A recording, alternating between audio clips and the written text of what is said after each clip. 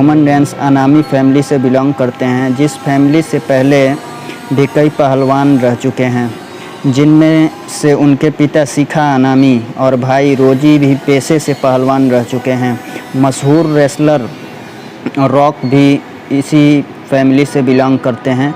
Roman को बचपन में फ़ुटबॉल खेलने का बहुत शौक़ था, जिसके लिए उन्होंने 4 साल स्कूल के लिए फ़ुटबॉल खेला। 2008 में रोमन ने कनाडा के लिए फ़ुटबॉल खेला। यहाँ पर रोमन को 99 नंबर का जर्सी दी गई थी। वहीं से रोमन को एक पहचान मिल गई। आगे चलकर 2010 में रोमन रेंस WWE के साथ एक कॉन्ट्रैक्ट साइन किए। 9 सितंबर 2010 को रोमन रेंस अपना पहला रेसलिंग मैच खेले, जिनमें उन्होंने अपना रिंग नेम रोमन लियाकी रखा। शुरू में रोमन रेंस की रेसलिंग की शुरुआत बहुत ख़राब रही। रोमन रेंस अपनी कैरियर में पहले 3 मैच हार चुके थे, लेकिन 21 सितंबर 2010 को उनका जय हार का सिलसिला टूटा और उन्होंने फहद रकमन को हराया। आगे चलकर रोमन रेंस ने 2011 में डोली मार्को के साथ मिलकर टैग टीम की एक जोड़ी बनाई, लेकिन यह जोड़ी भी कुछ खास नहीं कर पाई और रोमन रेंस को हार पर हार मिलती जा रही थी। अब तक रोमन रेंस के साथ कुछ भी अच्छा नहीं हो रहा था, लेकिन रोमन रेंस ने अपनी ज़िंदगी में हार मानना नहीं सीखा था, जिसकी बदौलत वह आगे बढ़ते रहे और 2012 का साल उनके लिए बहुत ही अच्छा रहा। रोमन रेंस ने 2012 जनवरी में फ्लोरिडा हैवीवेट चैंपियन में अपने नाम की उसी साल रोमन ने अब 5 फरवरी को डीएन एम्ब्रोज और सेथ रॉलिंस को भी मात दे डाली। जुलाई 2010 में अनुयायी ने WWE से अनुबंध किया और उसके प्रशिक्षण क्षेत्र फ्लोरिडा चैंपियनशिप रेसलिंग में प्रशिक्षण लिया। रोमन रेंस ने अपना मुख्य भाग की शुरुआत 18 नवंबर 2012 को डीएन एम्ब्रोज के साथ और सेथ रॉलिंस के साथ सर्वाइवर सीरीज़ पर की।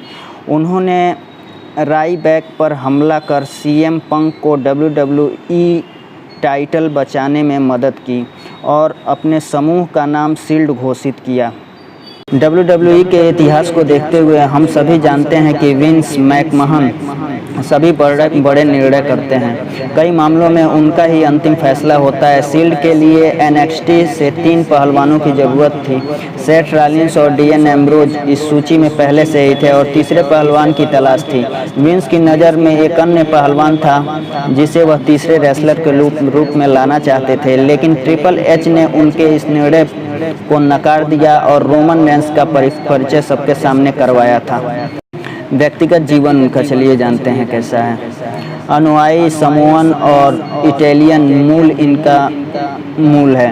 इनके पिता शिका और भाई रोजी दोनों पेशेवर पहलवान हैं। समोअन परिवार का सदस्य होने के नाते वे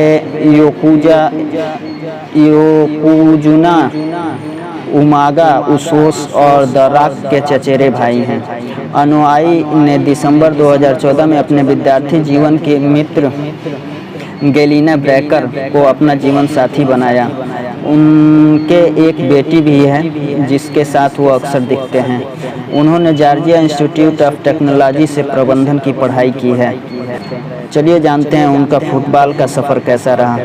अनुयायी उच्च विश्वविद्यालय से ही फुटबॉल खेलने लगे थे। रोमन रेंस वे 3 वर्ष पेंसाकोला कैथोलिक हाई स्कूल व 1 वर्ष